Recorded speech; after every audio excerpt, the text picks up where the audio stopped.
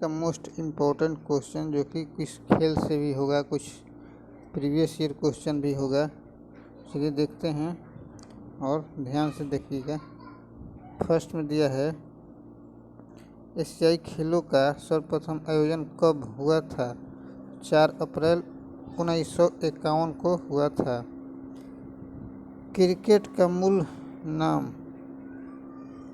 क्या है? तो क्रिकेट का मूल नाम क्लब बॉल है। क्रिकेट की बाइबिल विजडन क्या है? तो वार्षिक पत्रिका है क्रिकेट की। भारतीय धाविका पीटी उषा का पूरा नाम क्या है? पल्बुलाखंडी थकेपरमबिल्ला उषा है पीटी उषा का। इसके बाद गीत शेट्टी का संबंध बिलियर्ड्स खेल से है। विश्वनाथ आनंद का संबंध किस खेल से है? तो शतरंज से है। भारतीय क्रिकेट का भीष्म पितामह किसे कहा जाता है? तो सीके नायडू को कहा जाता है। इसके बाद चलिए आगे देखते हैं। अर्जुन पुरस्कार प्राप्त करने वाले प्रथम एथलीट महिला और पुरुष कौन हैं? तो स्टीफी डिसूजा जो कि 1963 महिला, गुरबचन सिंह रंधावा 1961 पुरुष। इसके बाद द्रोणाचार्य पुरस्कार से प्रथम प्रशिक्षक कौन हैं? तो O.M. नाम्बियार हैं जो कि 1985 में इनको मिला था। पद्मश्री से सम्मानित प्रथम एथलीट कौन है?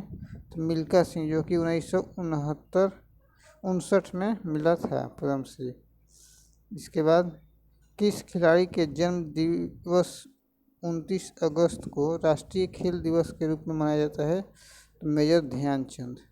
इसके बाद भारत की सबसे पुरानी फुटबॉल स्पर्धा कौन सी है? तो डुरंड कप है। इसके बाद चलिए आगे देखते हैं। भारत की प्रथम महिला क्रिकेट अंपायर कौन बनी?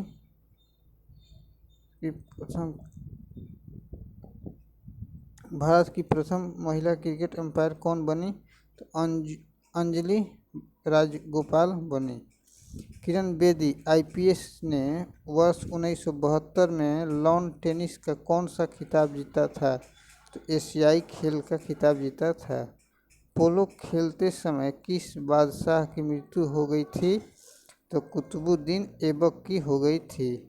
कौन से मुख्यमंत्री अपने अध्ययन काल में हॉकी एवं एथलेटिक्स के कप्तान रह चुके हैं? तो बिजू पटनायक जो कि उड़ीसा से हैं। किस क्रिकेटर को लिटिल मास्टर के नाम से भी जाना जाता है? तो सुनील मनोहर गावस्कर को लिटिल मास्टर के भी नाम से जाना जाता है। फुटबॉल का ब्लैक पर्ल किसे कहा जाता है? तो पेले को कहा जाता है। चलिए आगे देखते हैं। रोनाल्ड रिवाल्डो व रोनाल्डिनो किस देश के फुटबॉल खिलाड़ी हैं? तो ब्राज़ील के हैं। हॉकी के जादूगर के नाम से कौन जाने जाते हैं? तो मेजर ध्यानचंद। टेस्ट क्रिकेट में 13 शतक बनाने वाले भारत के प्रथम बल्लेबाज कौन हैं? तो वीरेंद्र सहवाग। साइना नेहवाल को किस खेल में लंदन ओलंपिक 2012 में कांस्य पदक मिला? तो बैडमिंटन में मिला था।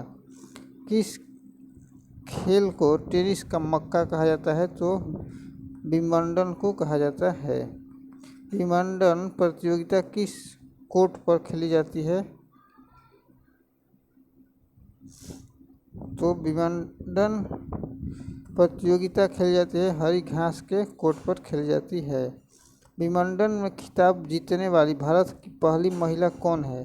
तो सानिया मिर्जा हैं। बालिकाओं का युगल खिताब 2003 में जीती थी। प्रथम विश्व कप क्रिकेट कब आयोजित हुआ था? तो 1975 में आयोजित हुआ था। शतरंज ऑस्कर पुरस्कार किस रूसी शतरंज पत्रिका द्वारा प्रदान किया जाता है? तो चेस रिव्यू द्वारा प्रदान किया जाता है। इंग्लैंड की पत्रिका विजडन द्वारा 20वीं शताब्दी का सर्वश्रेष्ठ भारतीय क्रिकेटर किसे घोषित किया गया? तो कपिल देव को घोषित किया गया है।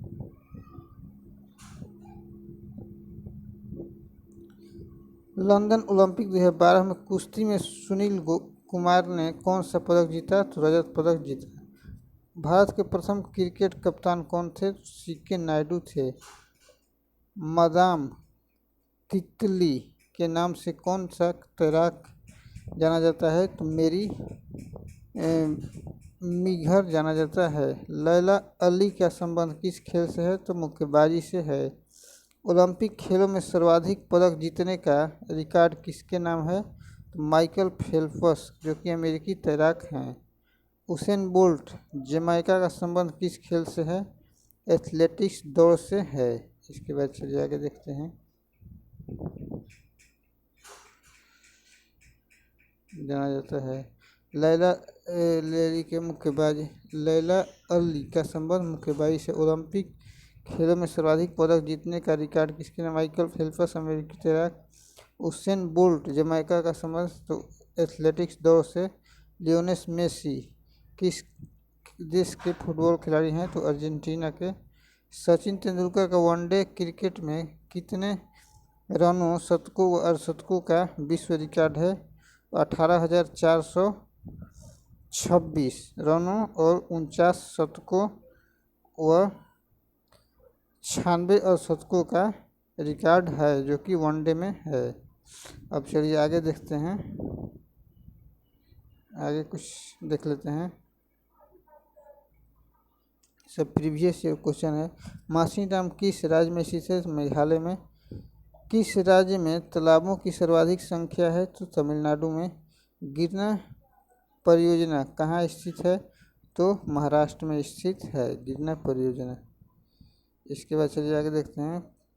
प्रायद्वीपीय पठार को दो भागों तेलंगाना पठार तथा कर्नाटक पठार के रूप में विभाजित करने वाली कौन सी नहीं है? तो गोदावरी नहीं है। इसके बाद चलिए आगे देखते हैं।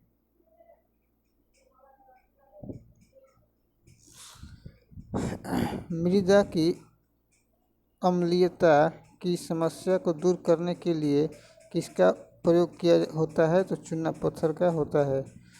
3700 से 4800 मीटर ऊंचाई के बीच किस प्रकार के वन की पेटी है? तो अल्पाइन वन की पेटी है। जैवमंडल क्षेत्र किस उद्देश्य से विकसित किए जा रहे हैं? तो जैव विविधता के संरक्षण से विकसित किए जा रहे हैं। इसके बाद चलिए आगे देखते हैं। कोयला से चलने वाला भारत का सबसे पुराना भाप इंजन कौन सा है? तो फेरी क्वीन है। इसके बाद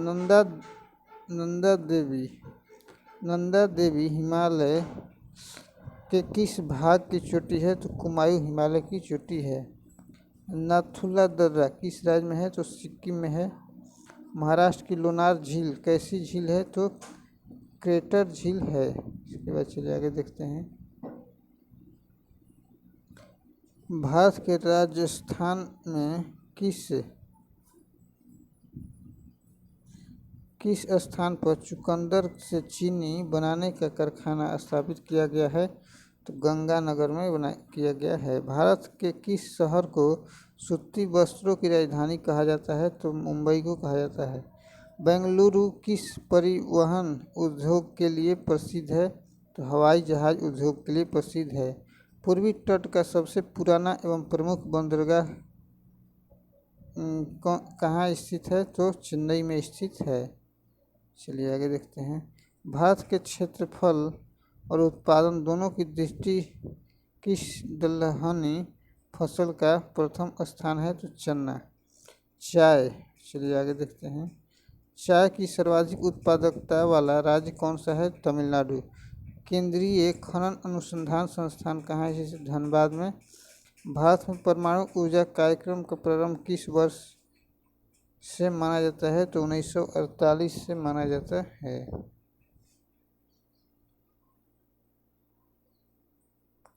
भारत में सबसे अधिक वर्षा किस राज्य में होती है? तो मेघालय में।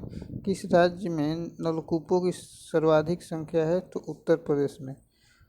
तपोवन और विष्णु जल विद्युत परियोजनाएं कहाँ स्थित है? तो उत्तराखंड में। जो फसलें मार्च में बोई तथा जून में काटी जाती है उन्हें क्या कहते हैं? तो उन्हें जायद गर्मा फसलें कहते हैं। चलिए आगे देखते हैं।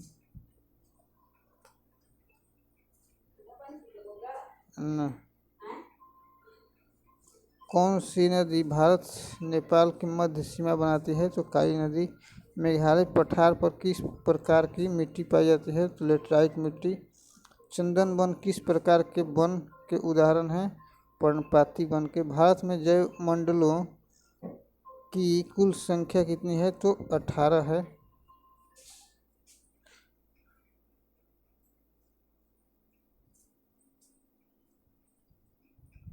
भारत के 4 महानगरों को 4 लेन वाली द्रुत मार्ग परिवहन योजना क्या कहा जाता है? तो स्वर्णिम चतुर्भुज परियोजना।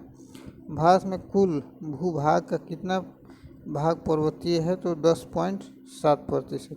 समुद्र पार भारत का सबसे निकटतम पड़ोसी देश कौन सा है? तो श्रीलंका। भारत के सबसे बड़ी झील कौन सी है? तो चिल्का झील है। इसके बाद चलिए आगे देखते हैं। कोयली गुजरात में तेल शोधशाला की स्थापना कब की गई? तो 1965 में ईस्वी में की गई। भारत में किस शहर में सर्वप्रथम सूती वस्त्र उद्योग स्थापित किया गया? तो मुंबई यानी मुंबई में। हिंदुस्तान मोटर संयंत्र कहाँ स्थित है? तो कोलकाता में स्थित है। कुद्रेमुख के लौह अयस्क के निर्यात की सुविधा विशेष रूप से कहाँ से उपलब्ध कराई गई है? तो न्यू मंगलूर में कराई गई है। चावल किस प्रकार की फसल है? तो खरीफ फसल है। विश्व में दलहन का सर्वाधिक उत्पादक देश कौन सा है? तो भारत है। भारत कौन सा उद्योग तेंदुपत्ते का पर आधारित है? तो बीड़ी उद्योग। जस्ता के लिए प्रसिद्ध जावर की खाने किस राज्य में है? राजस्थान में। कुंडनकुलम परमाणु ऊर्जा विद्युत गृह की स्थापना किस देश के सहयोग से की गई? तो रूस के सहयोग से की गई है। इसके बाद चलिए आगे देखते हैं। किस पेड़ से तरपीन का तेल एवं